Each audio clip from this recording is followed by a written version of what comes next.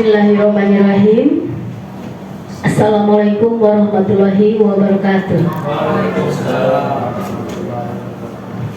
Yang terhormat Bapak Kepala SMP Negeri 27 Kota Tangerang, Bapak Dedi Herdiana SPD. Yang kami hormati Bapak Muhammad Aditya SPD selaku narasumber pada kegiatan kali ini. Yang kami hormati rekan-rekan Dewan Guru SMP Negeri 27 Kota Tangerang. Alhamdulillahirabbil alamin. Puji syukur marilah kita selalu panjatkan kehadirat Allah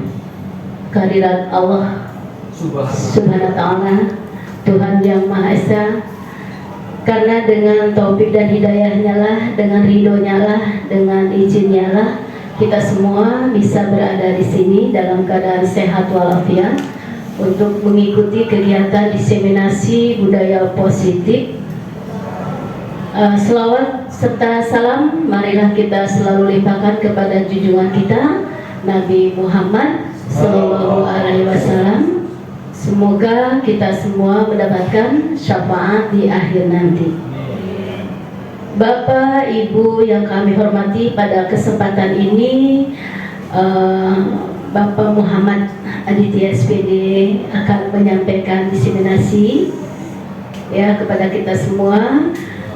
Mudah-mudahan ini bermanfaat pastinya untuk kita semua. Tapi sebelumnya saya akan bacakan susunan acaranya. Yang pertama pembukaan, yang kedua sambutan dari Bapak Kepala Sekolah, yang ketiga penyampaian diseminasi, dan keempat penutup dengan doa. Untuk pembuka, marilah kita sama-sama buka acara kegiatan ini dengan bacaan basmalah. Bismillahirrahmanirrahim. Untuk selanjutnya acara kedua, sambutan dari yang kami hormati Bapak Kepala SMP 27 Kota Tangerang, Bapak Dedi Herdiana, kami persilakan.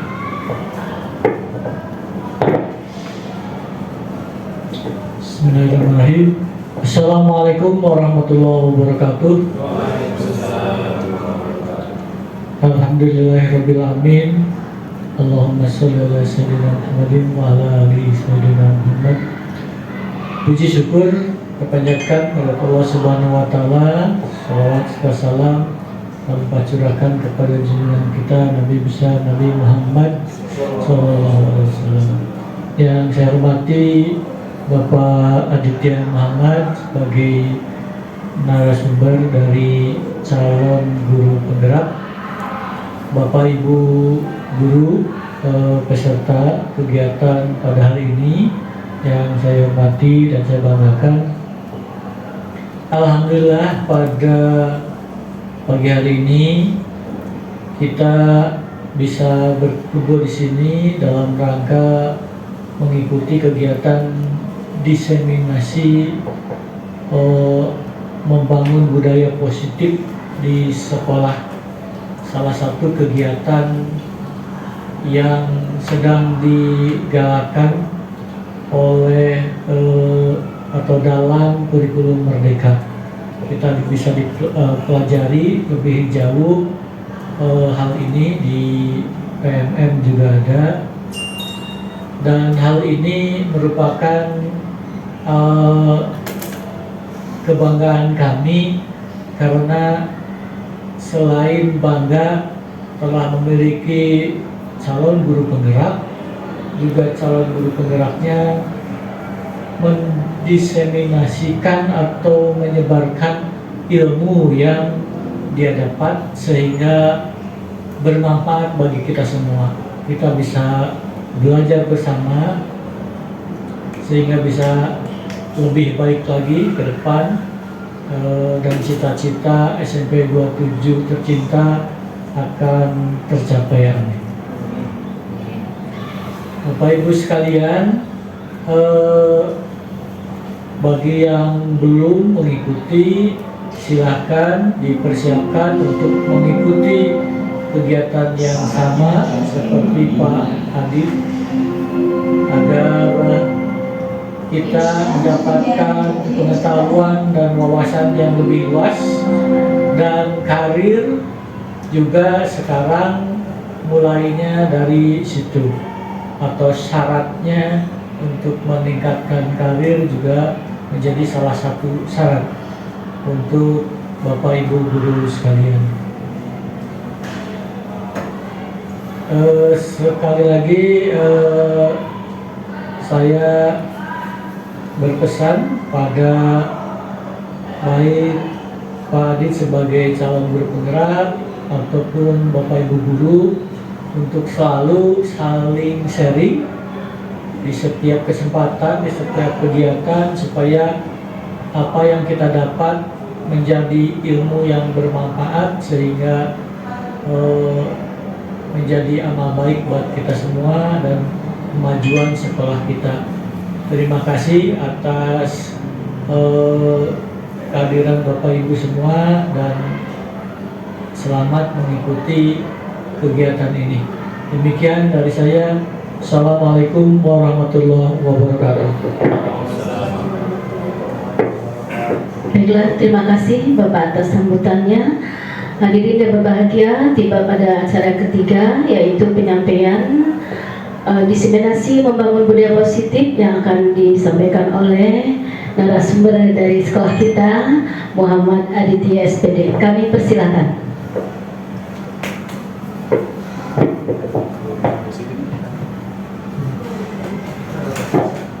Baik, Assalamualaikum warahmatullahi wabarakatuh. Waalaikumsalam warahmatullahi wabarakatuh. Alhamdulillahirabbil alamin wa bihi nasta'inu ala umuri dunya waddin, wassalatu wassalam ala asrofil anbiya'i wal mursalin wa ala alihi wa sahbihi ajmain. Amma ba'du.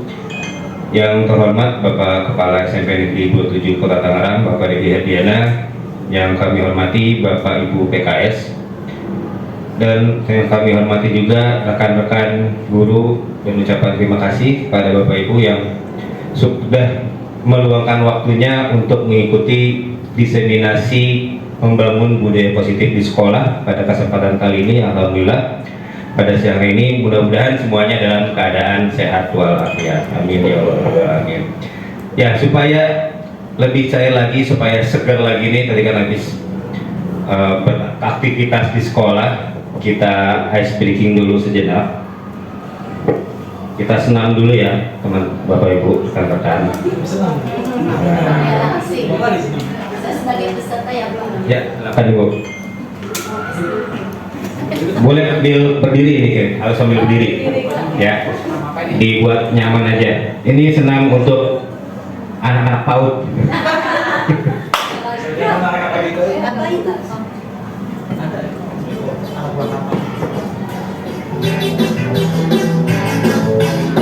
Ya, sambil ikuti gerakannya. Boleh sambil ikut nyanyi. Jangan diputar-putar.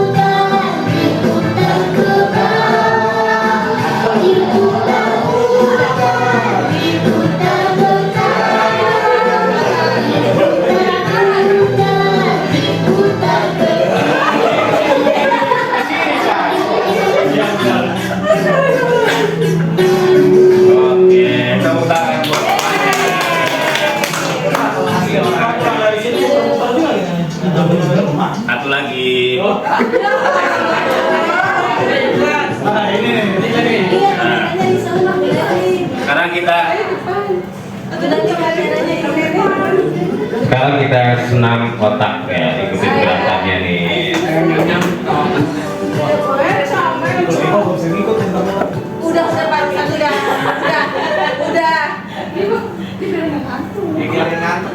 Biar nggak ngantuk jadinya. Nah, kita ikutin nih senam otaknya.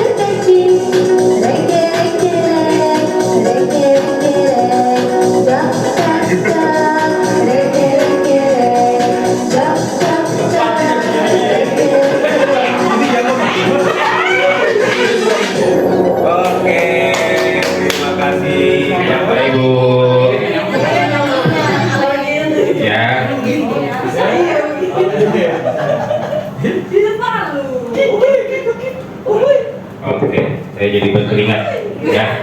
Keringat dingin nggak? Lumayan. Ya, kita akan membahas setelah tadi kita SBK dulu supaya menyegarkan suasana, supaya nggak ngantuk juga setelah beraktivitas tadi ya. Mengenai budaya positif. Nah, yang akan dibahas yang pertama, apa sih konsep inti dari budaya positif?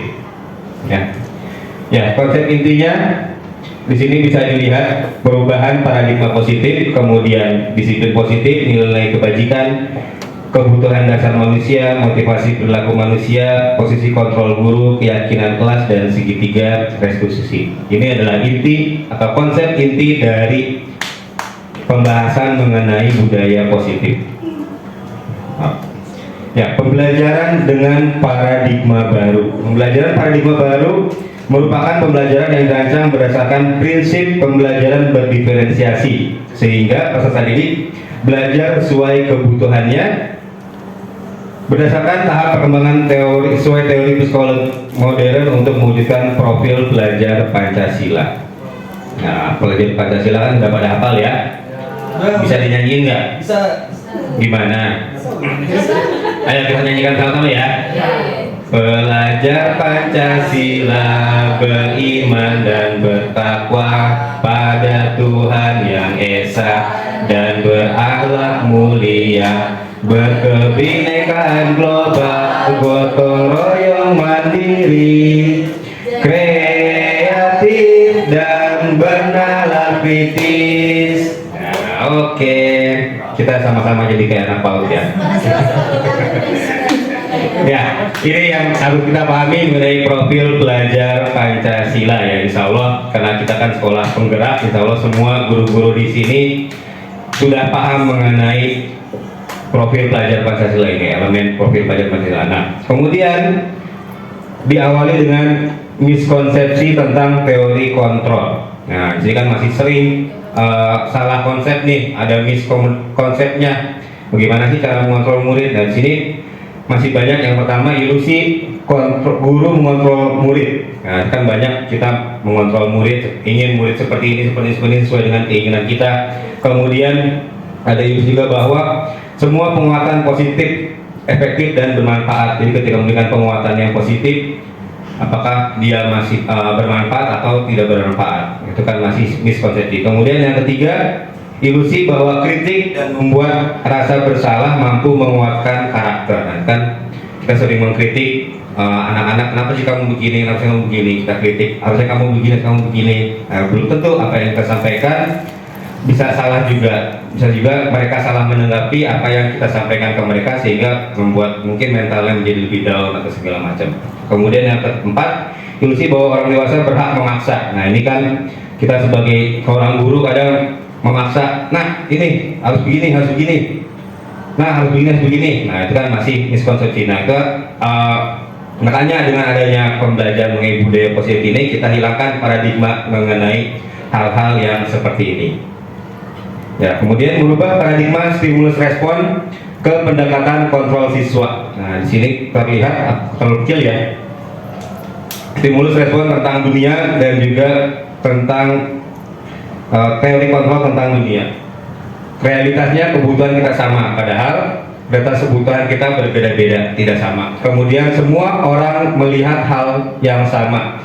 Setiap orang memiliki gambaran yang berbeda-beda, jadi tidak sama semuanya. Mempunyai pemikiran yang berbeda-beda tiap satu dan yang lainnya. Kemudian kita mencoba mengubah orang agar berpandangan sama dengan kita. Itu stimulus respon tentang dunia. Kemudian teori kontrolnya, kita berusaha memahami pandangan orang lain tentang dunia. Jadi kita memahami nih bagaimana orang dunia dengan gambaran yang lebih luas lagi. Kemudian perilaku buruk dilihat sebagai suatu kesalahan. Semua perilaku memiliki tujuan, ya, apapun yang dilakukan pasti ada tujuannya. Kemudian orang lain bisa mengontrol saya. Nah, kita berubah lagi menjadi hanya diri kita yang bisa mengontrol sendiri. Kemudian saya bisa mengontrol orang lain, diubah teori kontrolnya dengan Anda tidak bisa mengontrol orang lain.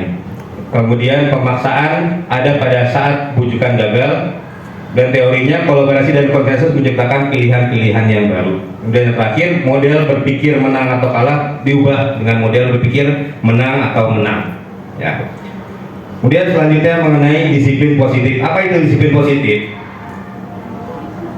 Disiplin positif berasal dari kata disiplina yang berarti belajar, mengacu pada disiplin diri yang memiliki tanggung jawab terhadap apa yang dilakukan berdasarkan nilai-nilai yang diyakini. Dan disiplin positif juga merupakan salah satu cara penerapan disiplin yang bertujuan untuk menumbuhkan kesadaran serta memberdayakan peserta didik tanpa imbalan penghargaan atau reward, ancaman atau hukuman. Nah, ini kan masih seringkali kita memberikan hukuman atau juga memberikan reward jika anak itu berbuat yang positif, kita kasih reward, tapi ternyata ada yang salah nih, nanti kan kita pelajari lagi selanjutnya. Dan sebagai pendidik, tujuan kita adalah menciptakan peserta didik yang memiliki disiplin diri sehingga mereka berperilaku mengacu pada nilai-nilai kebajikan universal dan memiliki motivasi intrinsik dalam perubahan perilaku ke arah yang lebih baik. Jadi dengan yang positif, kita melakukan perubahan yang tadinya mungkin ada ancaman atau hukuman, kita ubah menjadi lebih baik lagi. Nah, nilai-nilai kebajikan yang ada setelah kita disiplin, kemudian nilai-nilai kebajikan. Nilai kebajikan yaitu nilai yang disepakati bersama lepas dari suku bangsa, agama, bahasa maupun latar belakangnya.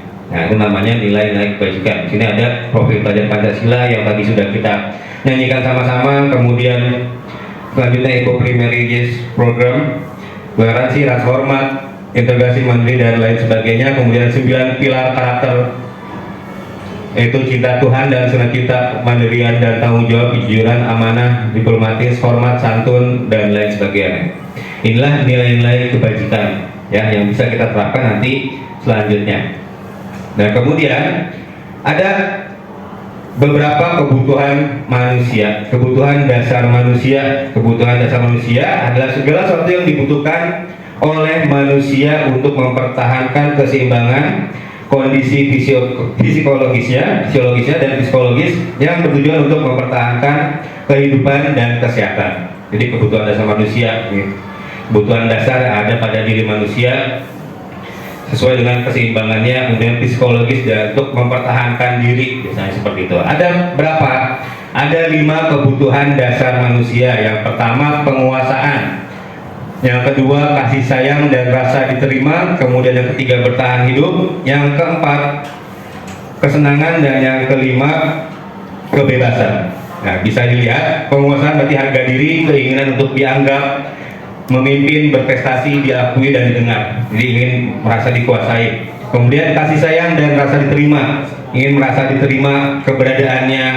Misalkan kita lagi seorang anak, kadang kan ada yang merasa diperhatikan, ada yang dia karena ingin merasa diperhatikan akhirnya dia berbuat hal yang mungkin negatif atau juga mencari perhatian guru, seperti misalnya seperti itu.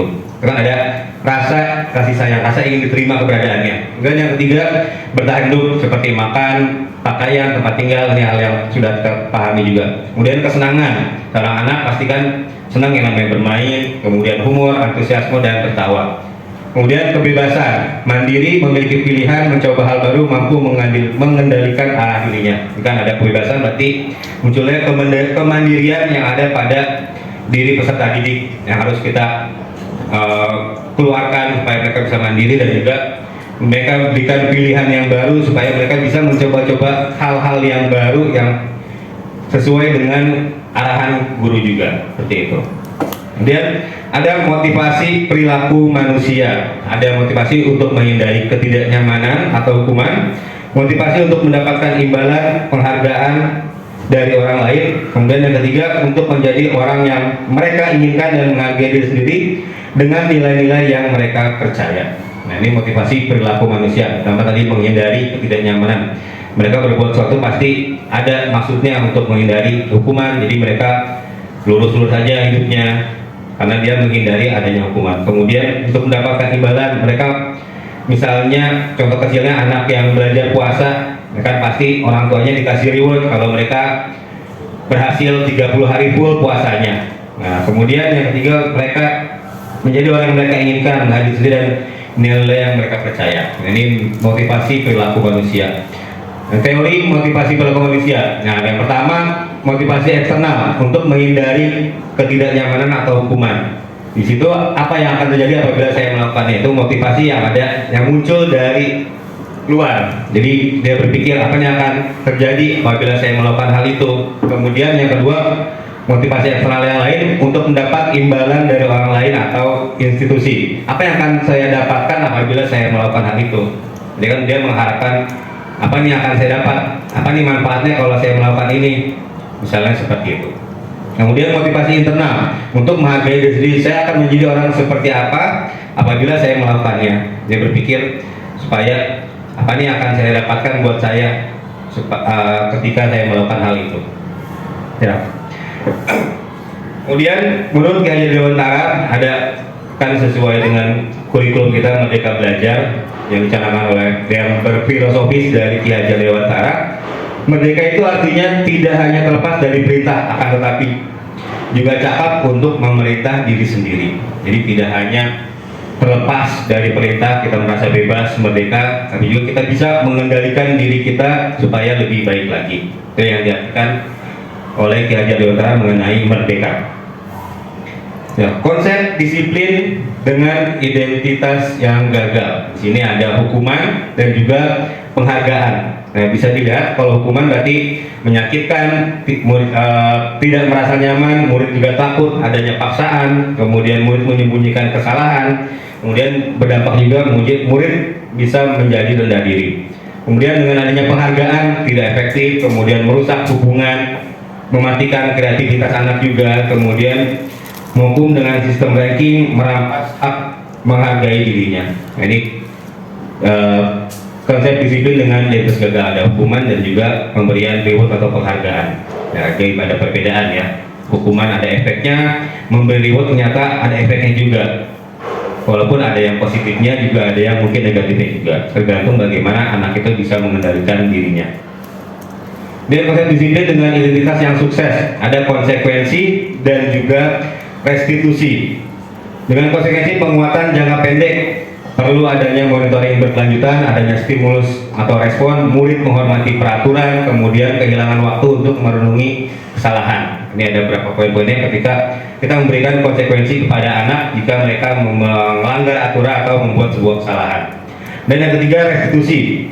Murid bertanggung jawab untuk perilakunya, fokus pada pemecahan masalah jangka panjang.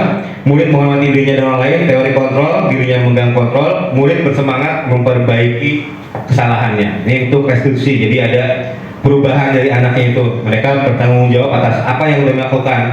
Kemudian mereka juga fokus pada masalahnya, apakah mereka bisa memperbaikinya di masa yang akan datang. Kemudian juga murid lebih menghormati dirinya dan juga orang lain karena dia sudah bisa mengontrol dirinya.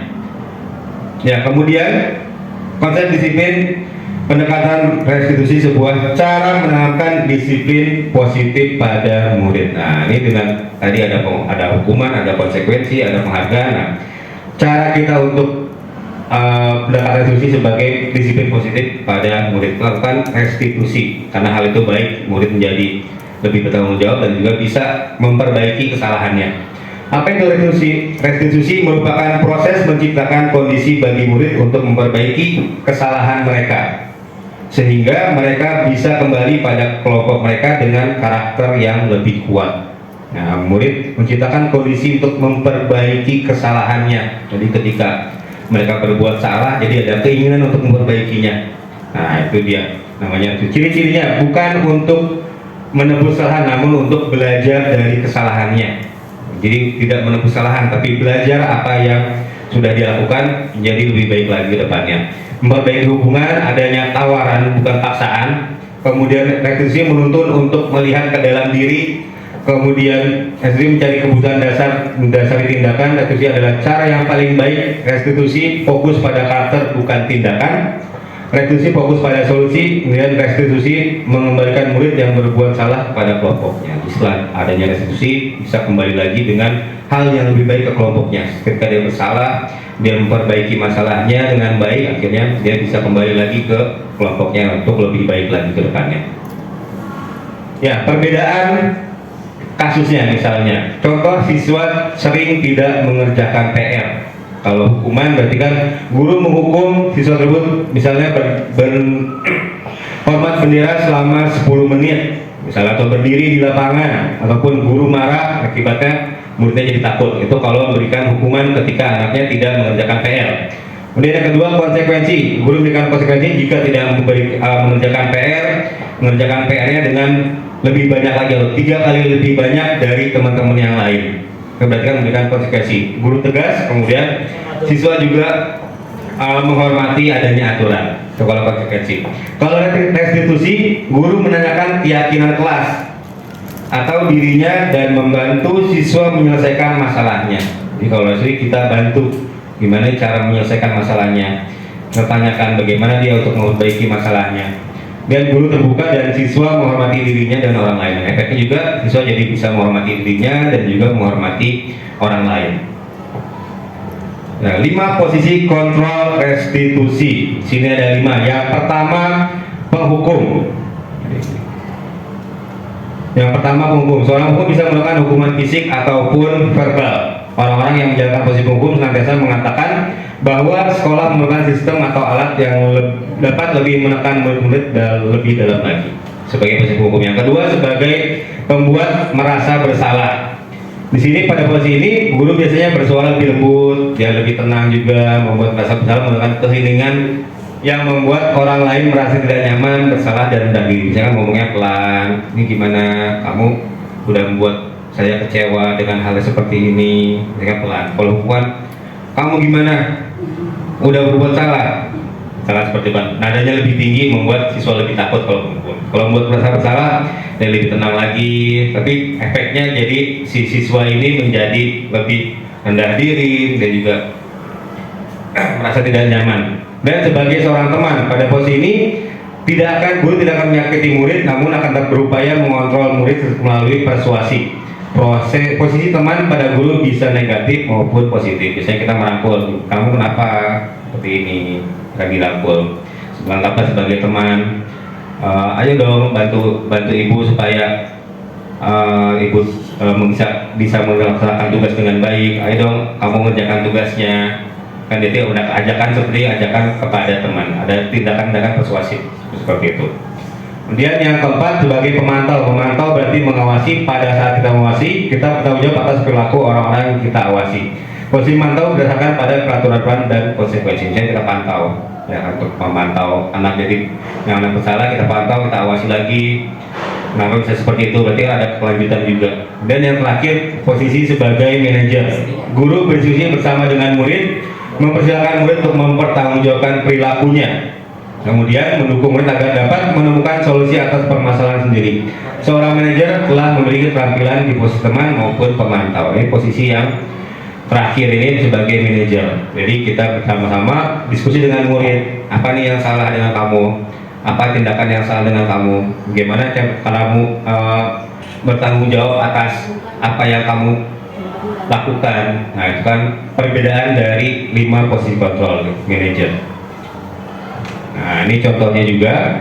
Yang hukum ada suara tinggi, batu mata melotot, menunjuk jari-jari, misalkan ambil tolak pinggang kan biasanya seperti itu, mata melotot ambil tunjuk-tunjuk, itu biasa seperti itu penghukum. Kemudian membuat kesan bersalah, nada suara memelas, halus, sedih, bahasa tubuh merapat pada anak dan lesu. Nah, bisa dibayangkan ya.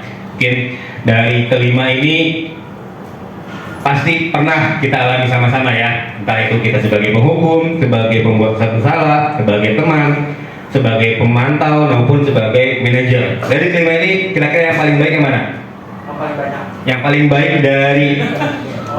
baik dari kelima kontrol ini mana? Sebagai manajer. Bagus sekali pagi ini. Nah, pagi ini. Nanti dapat hadiahnya voucher beli di koperasi. Ya? Iya, beli di koperasi tapi dengan uang sendiri.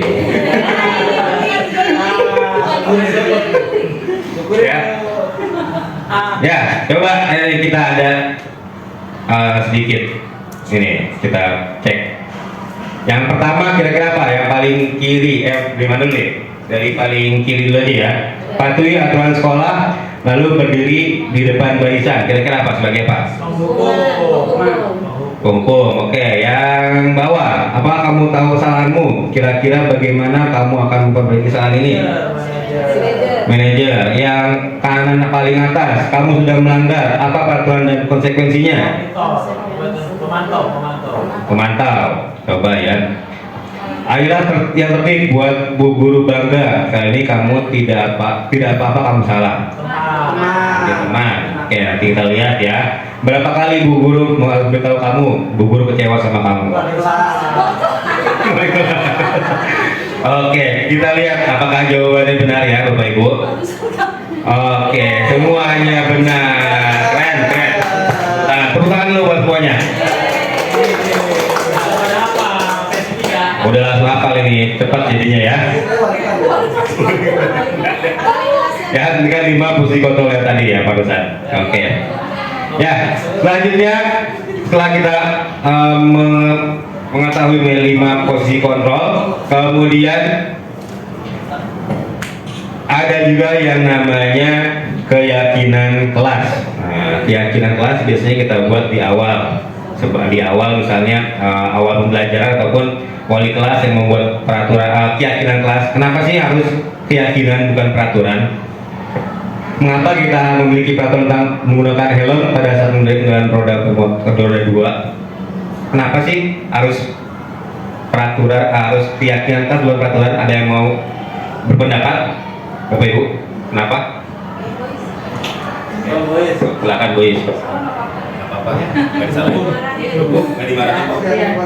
Kalau menurut saya, kalau keyakinan kelas, istilahnya keinginan anak-anak dan sepakati bersama. Kalau peraturan biasanya hanya guru yang menentukan dan anak tidak diberikan pendapat atau keinginan mereka. Istilahnya kalau peraturan mungkin secara globalnya ada hukuman, ada yang seni, tapi kalau keyakinan senyaman apa mereka untuk belajar di kelas. Terima kasih. Terima kasih Bu Is, kasih tepuk tangan buat Bu Is, jawabannya sangat baik sekali. Ya, kenapa bukan peraturan tadi dijelaskan? Kalau keyakinan berarti kita buat anak-anak ini meyakini apa yang mereka perbuat dan dia kemudian disepakati bersama. Beda dengan peraturan, biasanya peraturan dibuat secara tertulis oleh sekolah, enggak aja. Nah, siapa yang melanggar aturan pasti ada konsekuensinya. Nah, beda dengan yang namanya keyakinan kelas. Nah, kemarin saya sudah membuat sebuah keyakinan kelas di kelas 88. Nah, prosesnya ini proses pembuatan keyakinan kelas. Yang pertama berdiskusi dulu tentang peraturan dan keyakinan. Jadi diskusi dulu apa aja nih peraturan yang ada di sekolah ataupun peraturan yang tidak boleh dilakukan selama di kelas. Kita diskusikan dulu, dituliskan dulu, kemudian menyusun peraturan menjadi sebuah keyakinan. Jadi setelah kita diskusi mengenai peraturan dan keyakinan, disusunlah ditulis-tuliskan oleh anak-anak apa nih keyakinan kelas kalian, apa yang kalian yakini selama di kelas, apa yang boleh dan tidak boleh dilakukan selama ada di kelas ataupun di sekolah. Nah, kemudian setelah itu disusun, kemudian mengubah kalimat peraturan di situ namanya keyakinan kelas harus dalam kalimat-kalimat yang positif. Nah, nanti akan kita bahas ini. Kemudian menempelkan keyakinan di kelas. Ini prosesnya yang saya lakukan di kelas 88 pada saat itu. Nah, ini pembentukan keyakinan kelas. Jadi bersifat abstrak, berupa pernyataan universal, dibuat dalam pernyataan positif, tidak terlalu banyak agar mudah diingat. Kemudian sesuai dengan kondisi kelas atau sekolah sehingga mudah diterapkan, melibatkan seluruh warga kelas atau sekolah. Nah, ini cara pembentukan keyakinan kelas bersifat abstrak, kemudian juga berupa pernyataan yang universal. Jadi kan untuk pembuatan keyakinan kelas menghindari adanya kata jangan atau tidak. Nah, ini untuk meyakini misalnya tidak boleh buang sampah, tapi kita ganti menjadi kalimat positif, buanglah sampah pada tempatnya. Ataupun misalnya tidak boleh berlarian di kelas, kita ganti dengan berjalanlah dengan tenang ketika masuk kelas. Kan jadi berubah kalimat positif. Akhirnya mereka bisa meyakini hal itu. Oh, ternyata dengan berjalan lebih tenang lebih enak lagi dibanding kita berlarian di kelas, bisa membahayakan. Ya, kemudian ya contoh keyakinan kelas.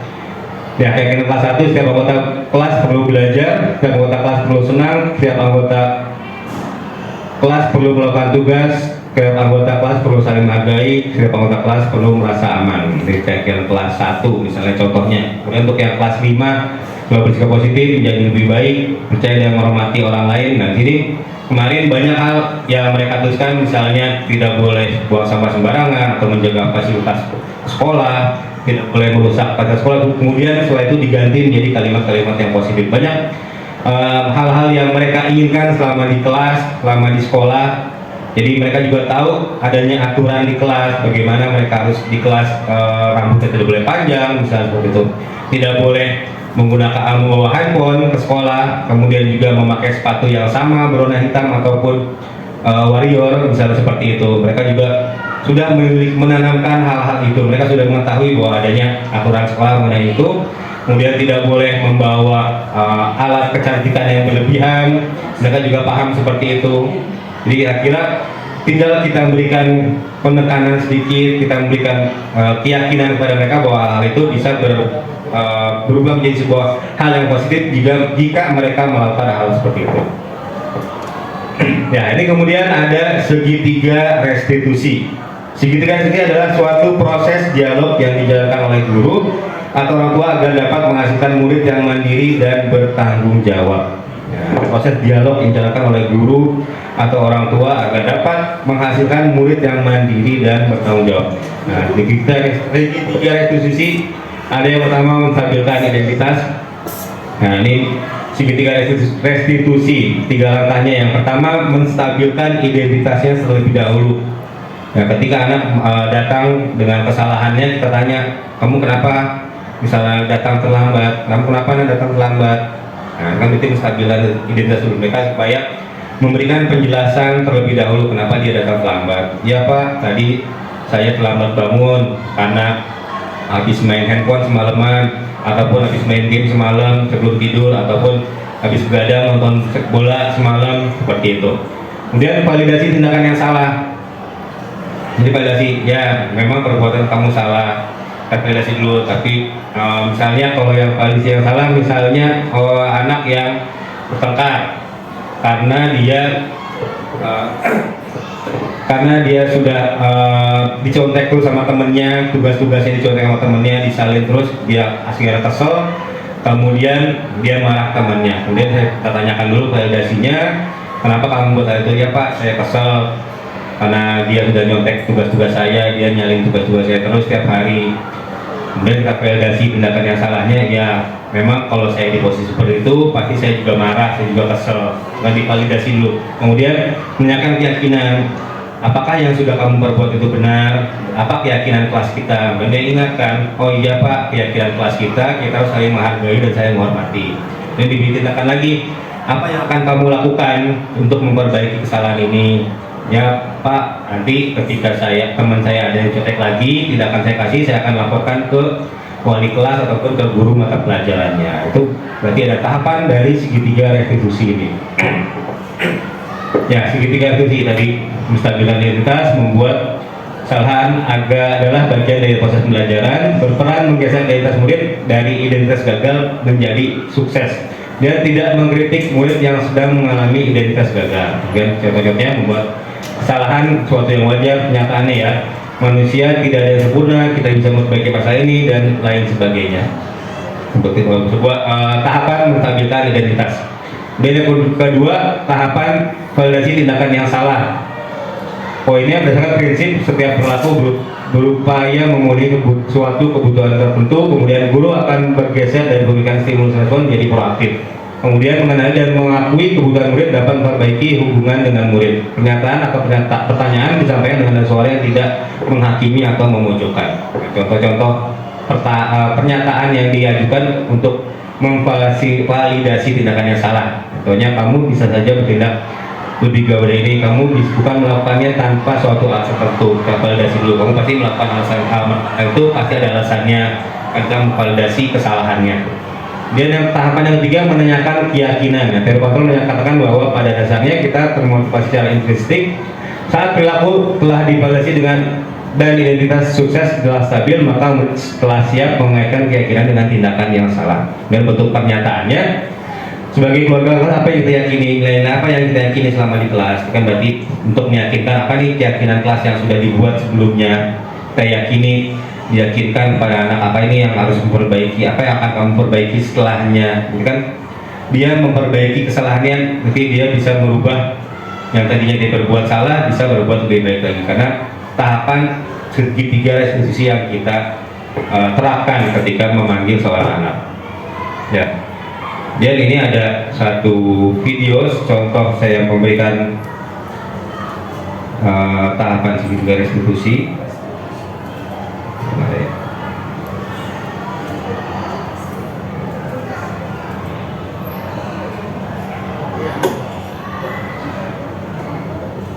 Ya, masuk. Waalaikumsalam. Masuk ini, Aisyah. Silakan duduk dulu. Ya, tadi pagi saya dapat laporan dari mata pelajaran yang pertama. Hanya Keisha terlambat datangnya, atau sering datang terlambat selama ini. Ya, juga sih Pak, kadang-kadang saja. Udah berapa kali Keisha terlambat? Ya, juga. Dua kali ya. Terus kenapa Keisha bisa sampai terlambat 2 kali? Ya, karena nonton film sampai larut malam, jadi kesiangan. Oke. Terus sesuai dengan kesepakatan kelas kita nggak? Yang sudah kita buat apa? Masih kan bisa tepat waktu. Ya, tidak masalah ya, ada kesalahan di Keisha karena sudah datang terlambat. Efeknya juga wajar ya, karena kita manusia pasti berbuat salah, kemudian saya pun juga pernah berbuat salah. Itu yang tahapannya tadi ya, namanya satu identitas dulu, kemudian validasi kesalahannya waktu. Ya, karena Keisha supaya bisa memperbaiki kesalahan Keisha ini yang datang terlambat 2 kali. Yang banyak film Ya, nanti banyak ya ketika saya harus kurang-kurangin lautnya, juga jaga pola tidur juga ya. Ya itu aja kali ini supaya Kesia bisa lebih disiplin lagi supaya datang tempat lagi ya. Itu aja, silakan dan meyakini dengan keyakinan kelas yang ada di keyakinan sekolah maupun keyakinan kelas ya, seperti itu.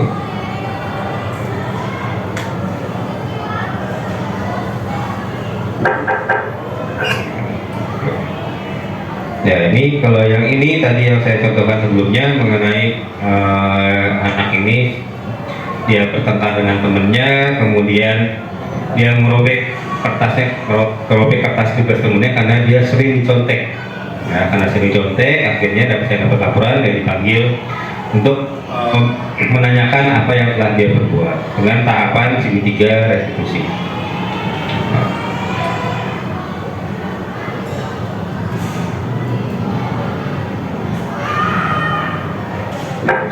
Simak.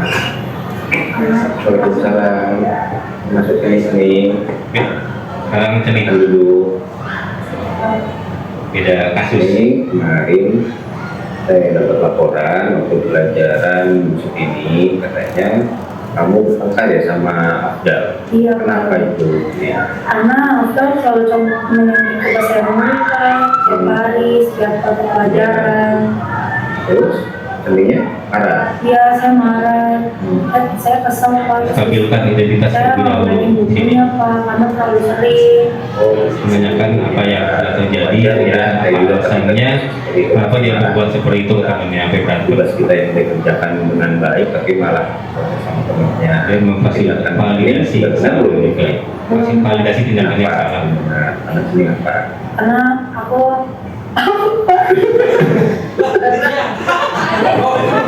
Oke, ternyata salah videonya, salah masukin videonya. Nyata itu behind the skin-nya. Oke. Ya.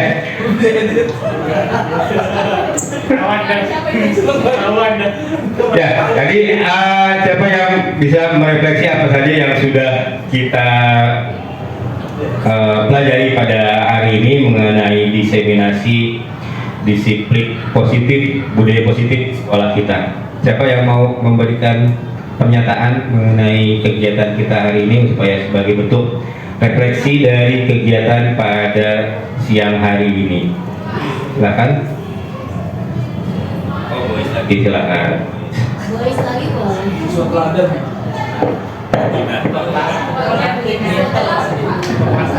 Ketua kelas. Baik Pak ya, terima kasih atas pembelajaran pada pagi ini, sangat bermanfaat dan ini pastinya akan menjadi bahan evaluasi kepada kita untuk bisa bersama anak-anak di sini ya, mendampingi anak-anak kita yang tak lepas dari kesalahan-kesalahan atau kekurangan-kekurangan ya, saya menyebutnya di sini kekurangan-kekurangan.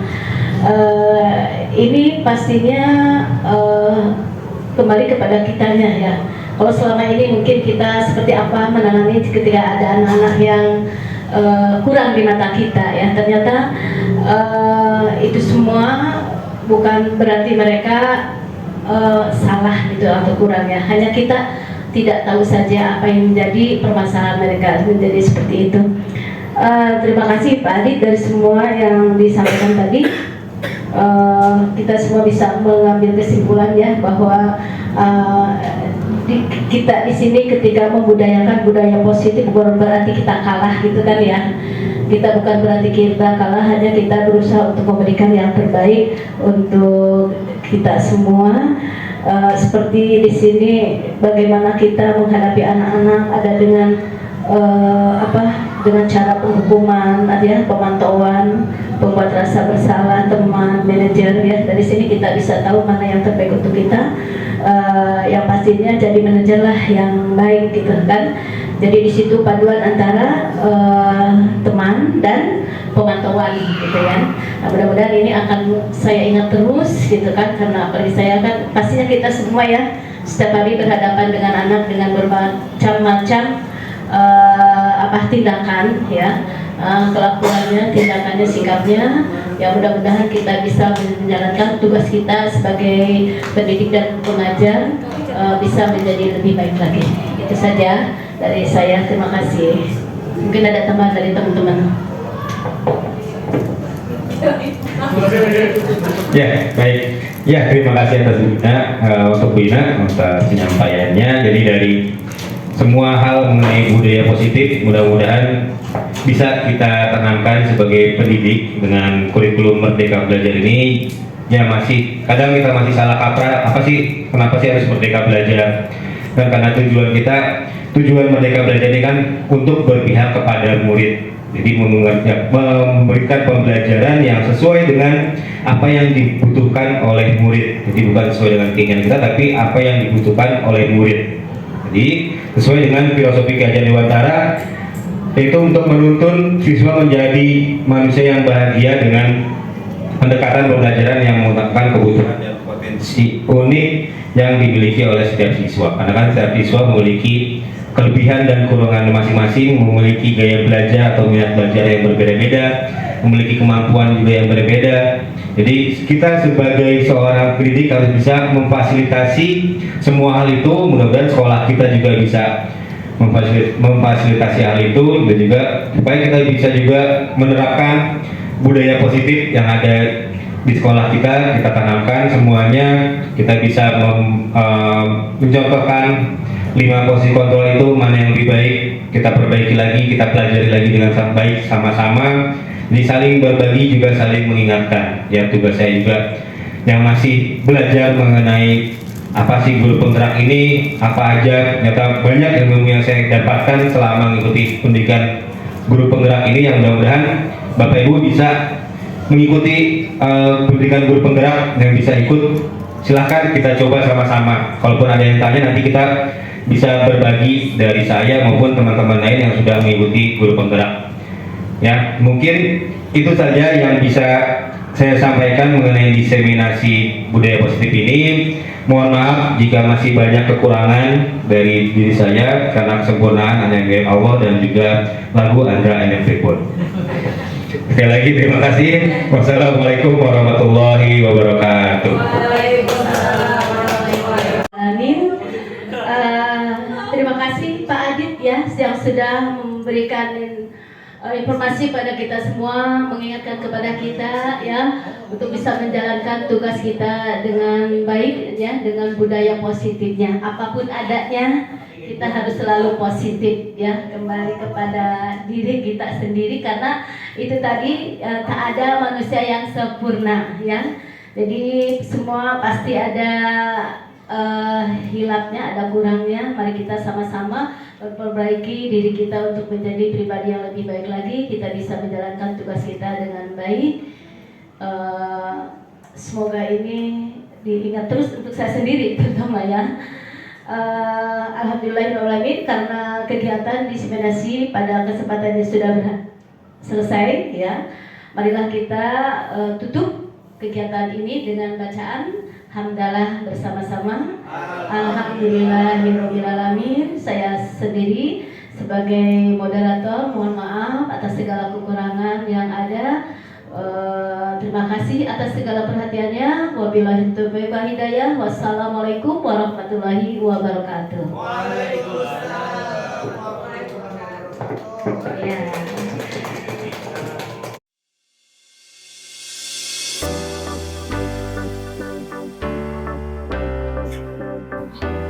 Assalamualaikum warahmatullahi wabarakatuh. Waalaikumsalam warahmatullahi wabarakatuh. Selamat pagi anak-anak semuanya.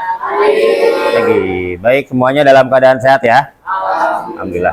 Ya, pada pagi ini untuk memulai pembelajaran, karena kita baru mulai, jadi kita akan membuat sebuah kesepakatan kelas.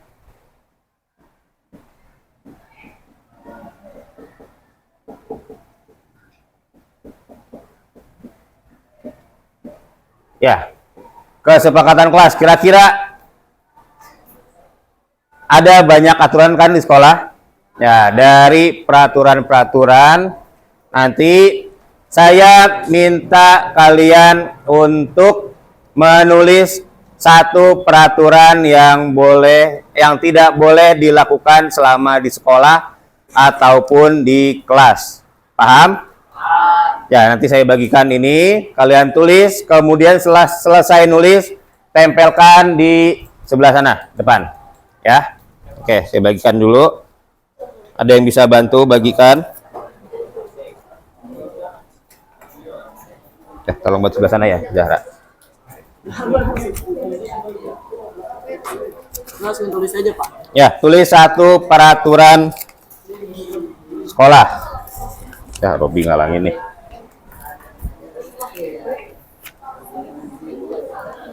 Ini siapa?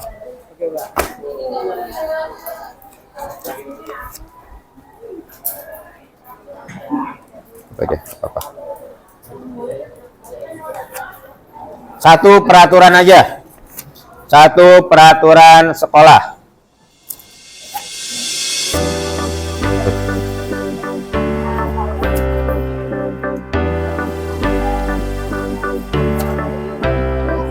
Ya.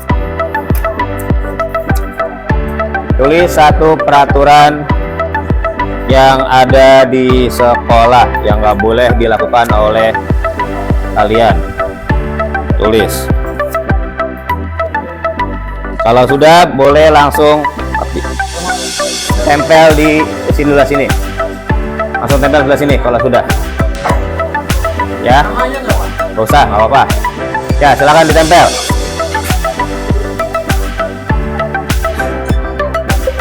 Silakan tulis peraturan yang tidak boleh dilakukan selama di sekolah ataupun di kelas. Silakan tulis. Tempelkan.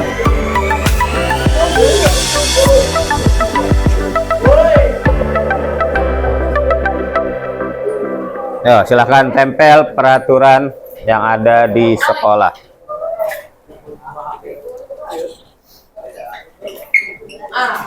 Silakan, apa aja yang nggak boleh dilakukan?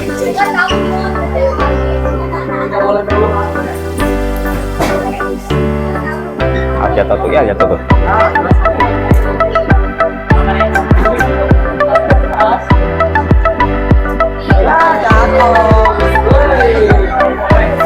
Balik ke itu.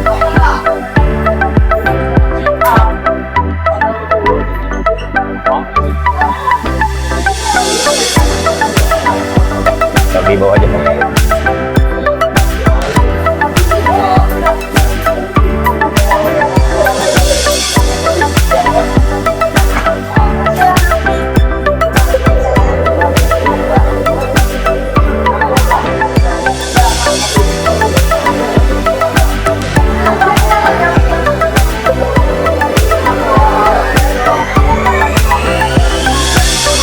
Udah semua? Oke. Tadi kan udah kalian tuliskan aturan yang ada di sekolah yang tidak boleh kalian lakukan. Adanya aturan berarti apa? Tidak boleh dilanggar. Nah, sekarang yang akan kita buat mengenai kesepakatan kelas atau keyakinan kelas. Beda nggak keyakinan dengan peraturan? Bedanya apa? Namanya ya jelas beda. Kalau peraturan berarti sesuatu yang sudah ada. Ya, sudah ada. Aturan biasanya suka ada yang langgar nggak? Ada. Nah, yang kita buat mengenai keyakinan kelas. Keyakinan kelas itu apa? Sesuatu yang kita yakini. Jadi beda dengan aturan. Aturan secara tertulis. Kalau keyakinan kelas, keyakinan yang kita yakini, kemudian kita sepakati bersama, kemudian tidak dilakukan. Berbeda dengan aturan. Aturan tulis berarti udah faktanya jelas, aturannya ini. Tidak boleh dilakukan, tidak boleh dilanggar. Kalau keyakinan kelas berbeda. Kita tuliskan dulu keyakinan kelas kita apa, kemudian kita sepakati. Baru nanti namanya keyakinan kan berarti tertanam di dalam hati masing-masing. Misalnya kayak contohnya Yang agama Islam meyakini adanya Allah, ya kan? Adanya malaikat, adanya nabi, dan lain sebagainya. Yang tidak meyakini bahkan karena keyakinannya berbeda. Misalnya yang agama Kristen karena berbeda. Nah ini kan kita meyakini apa yang sudah kita tulis dan yang kita sepakati tidak boleh dilakukan. Karena itu sudah tertanam dalam hati kita. Nah dari yang sudah kalian tuliskan, di sini ada banyak. Tidak boleh buang sampah, tidak boleh bawa HP sekolah, make up, ngalis. Ada yang make upan emang? Tidak boleh menggunakan sepatu yang berwarna selain hitam, dilarang jajan di kantin sebelum bel istirahat, tidak boleh berdiri saat guru menjelaskan, tidak boleh bawa sampah sembarangan, tidak boleh jajan saat jam pelajaran, tidak boleh berbicara kotor, tidak boleh membeli teman di kelas. Nah, dari semuanya ini, contoh, tidak boleh membuang sampah sembarangan. Kita ganti kalimatnya. Nah, karena keyakinan kelas tidak menggunakan kata tidak atau jangan. Jadi dengan kalimat yang positif, ya. Kalau tidak boleh buang sampah sembarangan berarti diganti dengan apa? Oke, membuang sampah pada tempatnya.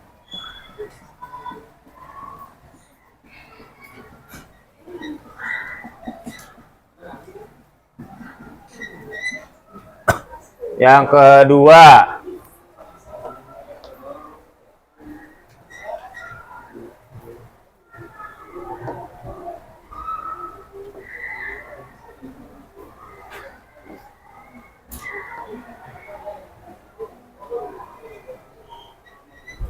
tidak boleh datang terlambat. Kita ganti kalimatnya menjadi apa?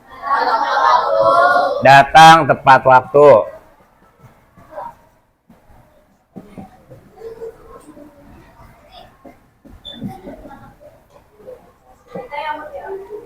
Kemudian di sini ada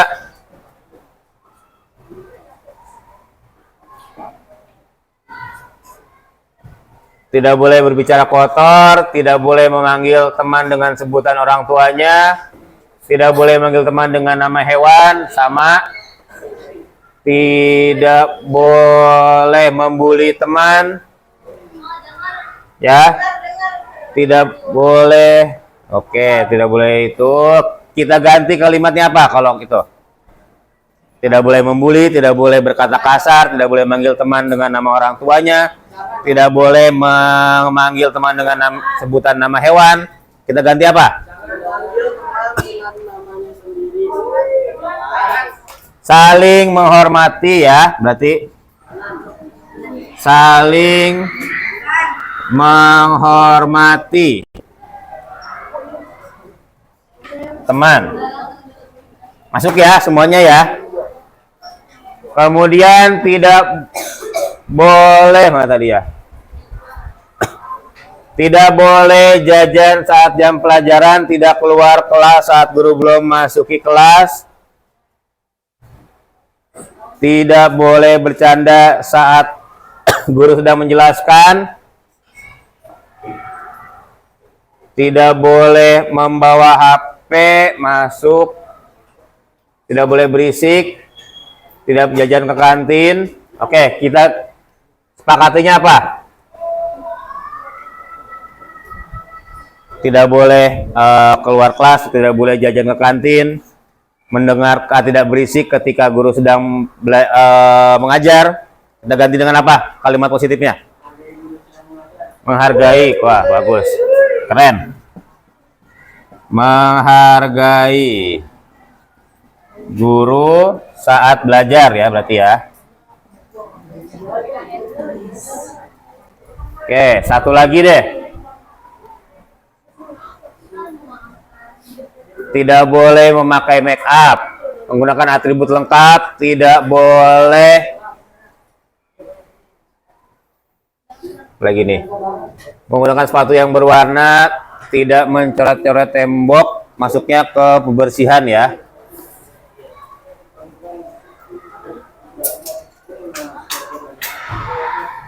Tidak boleh membawa HP, tidak boleh membawa make up, beratribut lengkap, Sepatunya nggak boleh yang berwarna. Kita satukan semuanya, sepakat?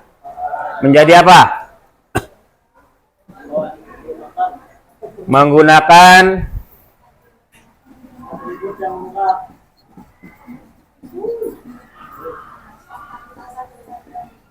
atribut dan seragam yang sesuai, ya.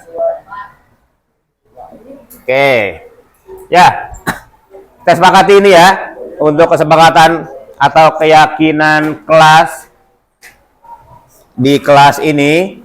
Kemudian nilai-nilai apa yang terkandung di 5 poin ini? Ada nilai-nilai misalnya, buang sampah berarti nilai apa? Kebersihan. Kebersihan juga apa? Apalagi? Kalau bersih berarti nyaman, terus sehat, kesehatan. Ya, datang tepat waktu. Disiplin. Oke, nilainya disiplin. Saling menghormati teman. Ya, saling menghargai berarti ya, menghargai. Menghargai itu udah kalimatnya, menghormati. Nilai menghormati, saling hormat. Menghargai guru sama ya. Menggunakan atribut yang sesuai. Kedisiplinan, bagus. Disiplin. Ya. Oke, ini nilai-nilainya yang harus kita sepakati secara bersama. Udah sepakat? Kita sepakati ya. Oke, kalau gitu ini ya harus kita sepakati semuanya, menjaga kebersihan, kemudian datang tepat waktu, saling menghormati teman, menghargai guru saat belajar, menggunakan atribut dan seragam yang sesuai, ya, tidak berlebihan, nggak boleh make upan. Perhiasan nggak usah dibawa, yang punya perhiasan di rumahnya nggak usah dibawa. Jadi sesuai aturan yang ada di sekolah. Nah, ini sesuai dengan apa yang sudah kita yakini dan kita sepakati di kelas. Oke? Semuanya paham? Paham. Oke, terima kasih. Dah dimatiin.